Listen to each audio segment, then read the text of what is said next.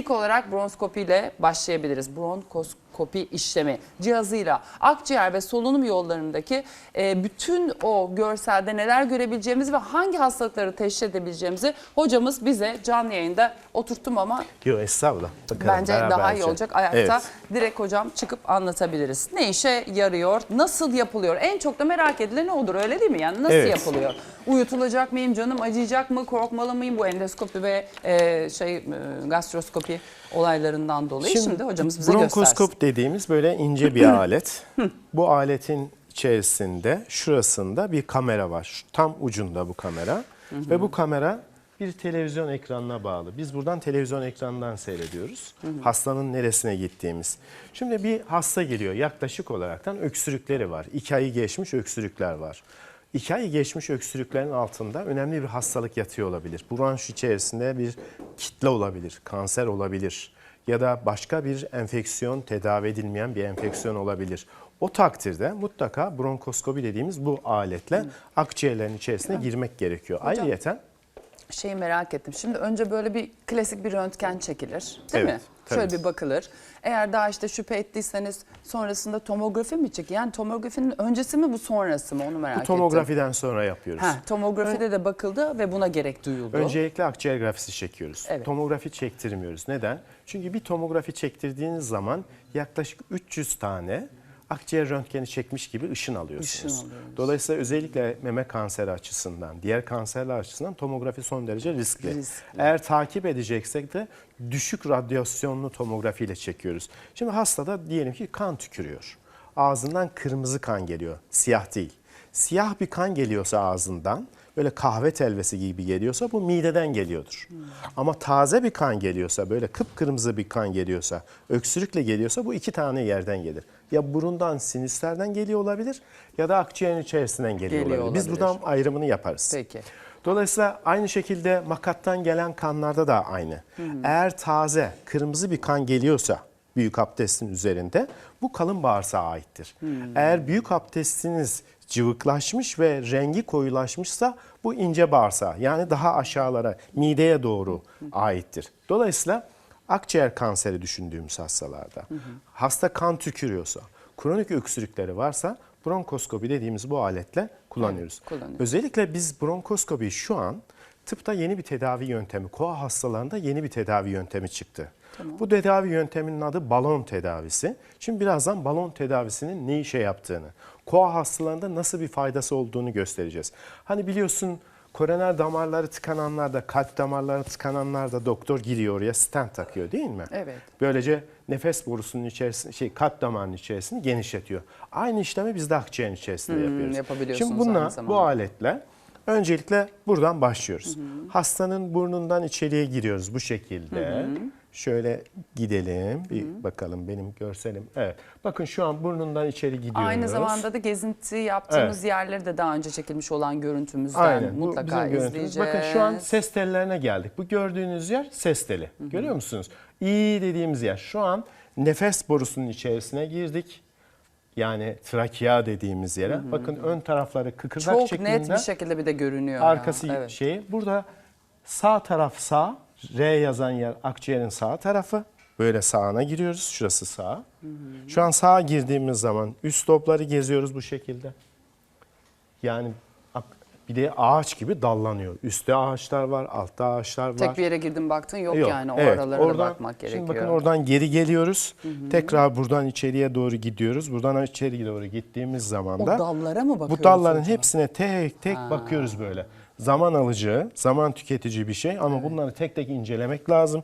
Çünkü burada ufacık bir şey kaçırırsanız, yani düşünün 2 santimetrenin altında yakalarsanız tümörü, insanın hayatı 20 seneye uzarken 2 santimetrenin üzerine çıkar kaçırırsanız, oradaki lenf bezlerini kaçırırsanız insan ömrü kısalmaya başlıyor. O yüzden yaptığımız iş son derece sorumluluk isteyen. Çünkü akciğer çok kanlanan, en fazla kanlanan ve en tehlikeli tümörlerin olduğu yer burası akciğer.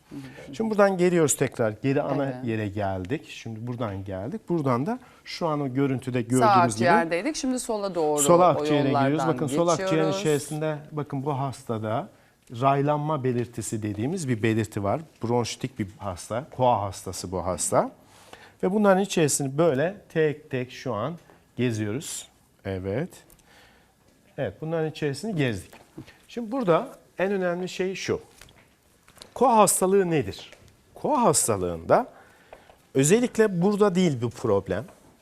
Ama nefes borusunun uç dallarına doğru, özellikle şu kısımlara doğru nefes borusu daralıyor. Yani dolayısıyla burası nefes borusu daraldığı zaman da bu neye bağlı? Tütün ürünlerine bağlı olarak daralıyor. Evet. Ya da kot taşlamacılığına bağlı olaraktan ya da Soluduğumuz- madende tabii ki soluduğumuz havalarda. partiküllere bağlı olaraktan nefes borusunun uçları daraldı buralar. Şimdi burası daraldığı zaman burayı açmak gerekiyor. Bunun için yeni bir yöntem geliştirildi. İşte bunun adı da balon yöntemi. Balon yöntemini ben size göstereyim. Bakın Bu böyle. daha çok KOA hastalarında aynı zamanda bu aletle yapılan bir tedavi yöntemi Aynen. oluyor. Bana bir yardım eder misin? Buyurun. Şunu alın. Teşekkür ederiz. Hoş geldiniz. Şimdi bakın böyle bir göstereyim. Şöyle hafif geride duracağım sen. Kaç tane açmak gerekebiliyor balonu? Hepsine tek tek giriyoruz. Ay, hepsine tek tek Evet, girip 1,5 saat zaman alıyor ve her seferinde de tek akciğeri. Çünkü ödem yapabilirsiniz. Tabii. Mesela bir gün bu taraftaki bütün akciğeri 1,5 saat uğraşıyorsunuz. Daha sonrasında da burayı. Diğer tarafa. Şimdi bakın bunun ucuna baktığımız zaman şurada bir tane kesici bir balon var. Böyle hafiften kesiyor. Bir eller misin? Dokuyor. Evet. Evet. Şimdi bir Sabit göstereyim ben tutalım. bunu. Sabit tutayım. Tamam. Şimdi bunu bir çalıştıralım.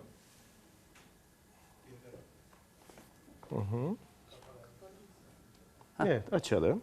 Şimdi çalıştırıyoruz. Fişimizde mi bir şey var? Yok. Şurada da ışık yanıyor. Açıldı. Şurası gevşemiş. Heh. Tamamdır. Oldu mu? Tamam. Hayır, şimdi açalım. Açılmıyor ama. Açılmıyor mu? Olur öyle şeyler. Buyurun, Hocam buyurun Bey. ucundan ne çıkıyor, siz bize anlatın. Bir saniye çalıştırayım. Bu önemli çünkü bu şu ucunun nasıl çalıştığını insanlar görmesi gerekiyor. Allah! Bakın. Bir Tekrar, daha alalım. tekrar yakın gösterelim. planda. Şimdi Şuraya daha yakın. yapalım. Böyle dakikada 300 kere inip çıkan bir balon bu. Kesici Peki. bir balon. Şimdi ne yapıyoruz biz bunu? Geliyoruz böyle. Bunu çıkartacağım şurasına. Evet. Hocam Bunu- birazcık da yan dönebilirsek. Tamam, döneyim. Şöyle, heh. Şimdi geldik. Diyelim ki öncelikle akciğerin sol tarafı, bu taraf sol taraf, bu taraf sağ tarafı. Burayı temizlemek istiyorum. Şimdi bunu buraya getirdikten sonra buradan girdim, geldim buraya. Ben onu Buraya öyle getirdik tutayım. böyle. Bunu bunun içerisine uzatıyoruz. Onun içinden de o balon Aynen. çıkacak ve orayı açacak. Bayağı. Evet, buraya geldik. Bu arada İnanılmaz hasta ya. genel anestezi altında Genel anestezi uyuyor. tabii uyuyor. Şimdi bakın balon çıktı. Ha, Gördünüz ben mü? bırakıyorum. tutayım. Evet, siz Şöyle. bırakın. Şimdi bakın. Çıkarın.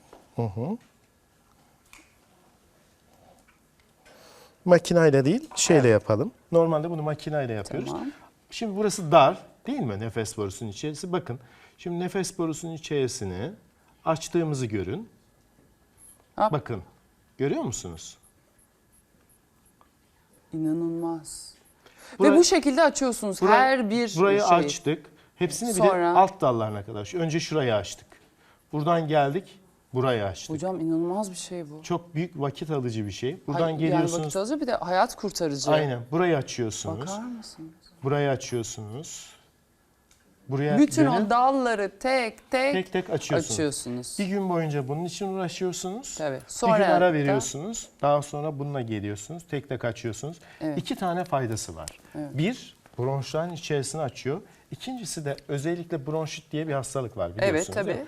Bronşitte bu nefes borusunun alt tarafında şurada balgam yapan hücreler var. Bol miktarda balgam yapıyor. Bronşit hastalarında buradaki balgam hücreleri fazladır. Biz bunlara goblet hücreleri diyoruz.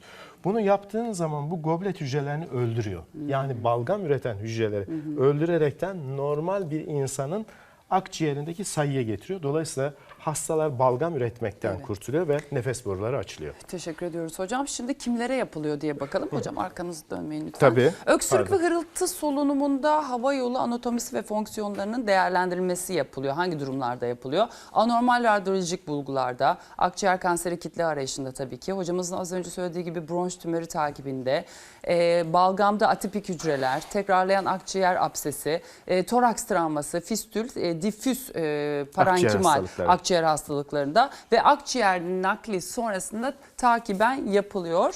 Kimlere yapılmıyor da isterseniz şöyle hızlıca geçeyim. Kontrolsüz ritim bozuklukları olan hastalara, ağır organ yetmezliği yaşayan hastalarda, kontrol altında olmayan astımlı hastalarda, ağır hava yolu darlığı ve bronş spazmı olan hastalarda maalesef yapılamıyor. Ama yapıldığı alanlarda da gerçekten müthiş hayat kurtarıcı bir niteliği var. Bazen akciğer keçe gibi oluyor.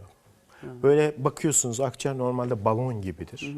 Böyle çok rahatlıkla buradan hava üfleseniz akciğer şişer. Öyle bir hale geliyor ki akciğer böyle keçeleşiyor, sert hale geliyor, böyle kıvamlı hale geliyor. Akciğeri açamıyorsunuz. Evet. İşte o zaman o takdirde de yine bronkoskopla Böyle giriyoruz. Çok iyi. Bunun Müthiş. ucunda bir buzlandırıcı bir madde var. Bunun değil. Başka bir alet başlıkla sokuyoruz. buzlandırıcı var. Buzlandırıcı. Bunun adına kriyobiyopsi, donduraraktan.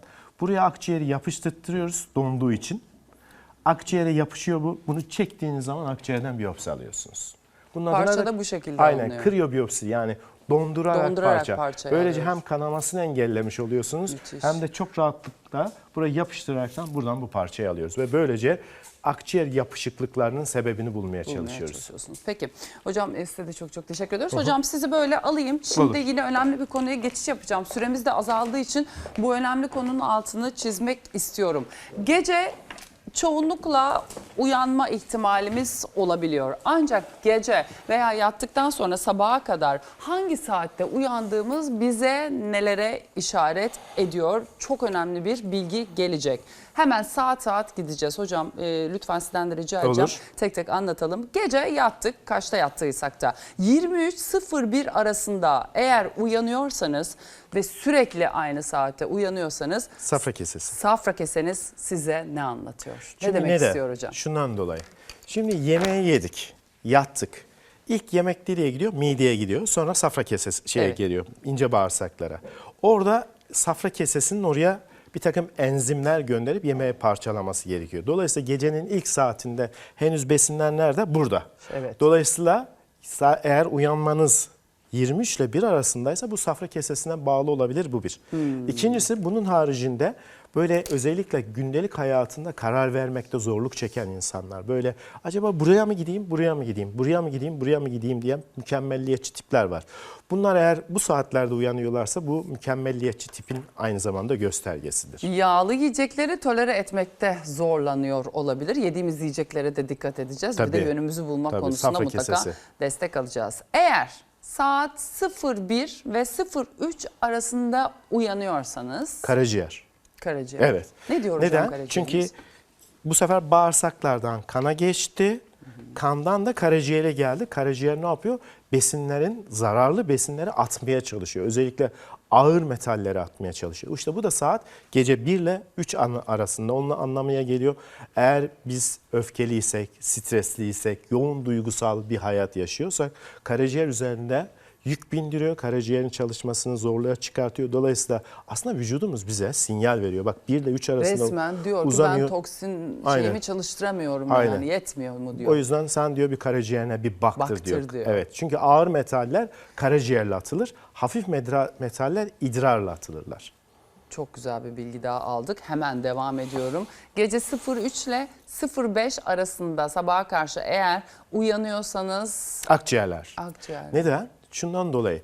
Kortizon, böbrek üstünden salınan kortizon fazla salınırsa zararlıdır. Az salınırsa da nefes borusu tıkanır. O yüzden astımlar en fazla ataklarını bu saatte geçirirler. O saate doğru kortizon düzeyi vücutta azalmaya başladığı için nefes borusu da daralmaya başlar ve böylece iki sebepten dolayı uyku apnenin bakın en fazla olduğu saat sabah 3 ile 5 arasıdır. arasında ve Akciğerlerin sıkıştığı saatlerde bu saatlerdir. arası. Dolayısıyla eğer bu saatlerde uyanıyorsanız mutlaka 1 uyku testine yaptırın, 2 akciğerlerinize baktırın. aynı zamanda hüzün, keder, bastırılmış Evet. duygular yine bu saatte uyanmamıza neden olabiliyor. Ne kadar güzel anlatıyor. Yeter ki onun dilini bilelim, anlayabilelim. Geldik sabah 05-07 arasında uyananlara. Evet. İşte orada da İşte kalın bağırsağa dikkat edeceğiz. Neden? Çünkü önce midedeydi. Sonra ince bağırsağa geldi. Artık kalın bağırsağa doğru yiyecekler inmeye başladı. O da o saate doğru tekabül ediyor. Dolayısıyla buradaki problem 5 ile 7 arasında uyanıyorsanız bu da kalın bağırsak problemlerini gösteriyor. Özellikle bakın stres dönemlerinde kanlanma azalacağı için irritable bağırsak ya da halk arasında huzursuz bağırsak sendromu dediğimiz durum var ya. İşte o özellikle bu saatler içerisinde açığa çıkıyor. Daha fazla video izlemek için kanalımıza abone olabilir. İlk izleyen olmak isterseniz bildirimleri açabilirsiniz.